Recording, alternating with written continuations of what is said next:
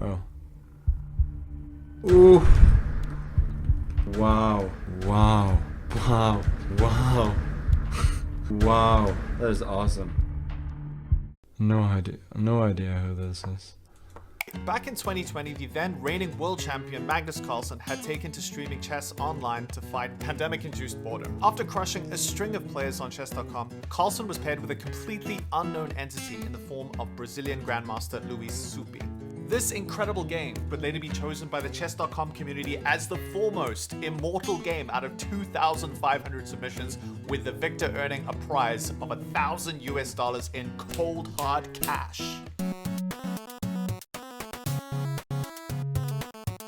So straight out of the opening, Carlsen responds to 1e4 with d5, the Scandinavian defense, which is a bit of a surprise considering it's amongst his least favored openings according to chess.com's database, being played only 6% of the time when Carlsen has the black pieces.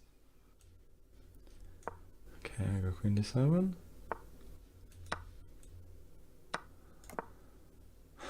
Fortunately for Carlsen, his choice of opening has had very little impact on the game so far, with the position being equal, but things are about to get pretty wild in a hurry. Guess knight d4. King d8. I think I'm doing fairly well here. That was just to sort of discourage the knight b5 business, but now I'm realizing he's probably gonna go for it anyway. Queen e3, I take b5, I don't see it. Think it doesn't work. Now I go c4, but I don't think this is any good. So here you can see that the engine really hates this move by Carlsen e5. And the reason for that is because if we back up a move, you can actually get away with just capturing this knight now. And yes, you give up the a file and all of the attacking prospects that come with having the a file, for example, queen to a3, but you can immediately defend that by playing queen to d3, cutting off the queen's access to the a3 square, preventing that lateral move. And now, really the best that white can hope for is just capturing on f7. And if you look at this position, both players are kind of somewhat undeveloped. All of the pieces are sitting on the first rank or the 8th rank, but black's up material, so it doesn't really matter. Carlsen's going to be perfectly fine moving forward in this position. But unfortunately, he missed this move and played e5 instead. Oh. This d4 pawn sacrifice by Supi is an incredibly high-level move, which accomplishes several things at once. It challenges Carlsen's control of the center, while giving white an opportunity to bring his bishop into the attack and possibly doubling the rooks on the a-file later on. All this, while leaving the knights on pre, gives this move the brilliancy tag. That's, at the very least, quite creative. Okay. It looks ridiculously dangerous to take that knight. AB, and what is my next move? Bishop d6? The problem is, like... yeah, whatever. I'm just gonna do this. I'm probably just losing a few moves. Yeah, Carlsen's intuition is exactly on point here. Supi is in the driver's seat with the white pieces, but he still has a decision to make in this position. So Supi has a couple of options here with the white pieces. He can double the rooks on the a-file, which we already discussed, but the engine's best move is quite surprising. It's playing this move c5, which initially looks very strange indeed. You've got these advanced pawns, and now you're basically giving them up. Remember, you can't take the bishop on f4 because that allows queen to a3, and again, you're getting checkmated. But if you decide instead just to capture this pawn, you're still guarding the a3 square, right? So what's the big deal? Here, white has a real showstopper, and that's to play b6. And of course, you can't take that pawn with the c-pawn because of the pen. So instead, you capture it with the bishop, but now Supi can finally play queen to a3, and by sacrificing these two advanced pawns, white has been able to set up a decisive attack.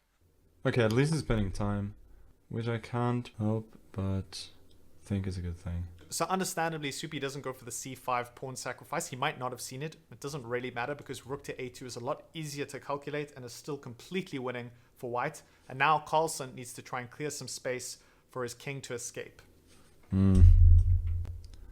Probably still lost. Okay, queen f5 maybe.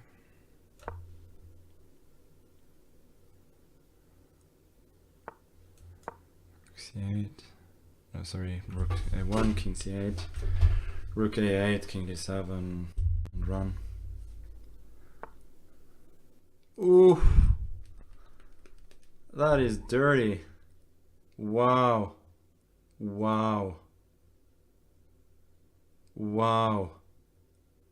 That is awesome. Really awesome. Really awesome.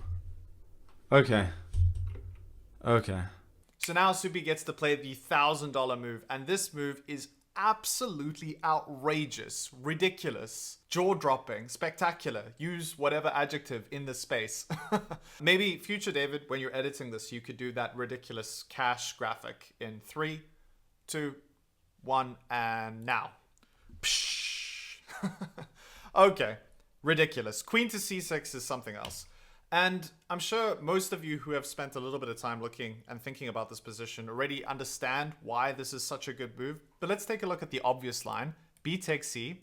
And after the pawn takes back, now the previous move that Carlsen made, playing king to c8 to try and escape via the d7 square, is no longer possible. And that's really the whole point.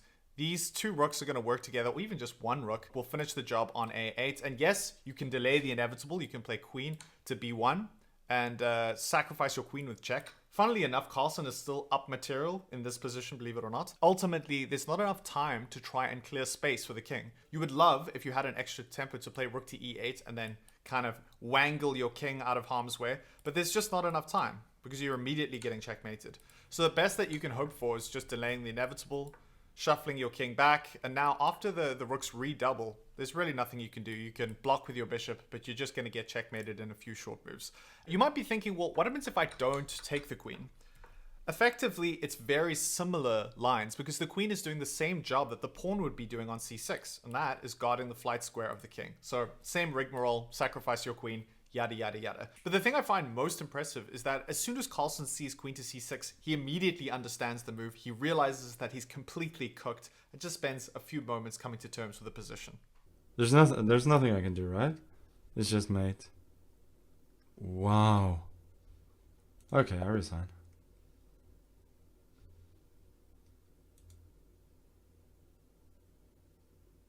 Wow. Wow.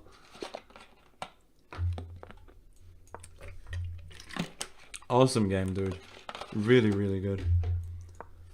So it's really nice to see how complimentary Carlsen was of his opponent after taking such a brutal beat. From Carlsen's perspective, as a chess fan and a chess lover, he realizes that a move like queen to c6 is just not something you see every day. That's going to be a wrap. David here from Blitz Breakdown. Thank you so much for watching. And if you like this content, do consider en passanting the subscribe button to help out the channel. And I will see y'all in the next video.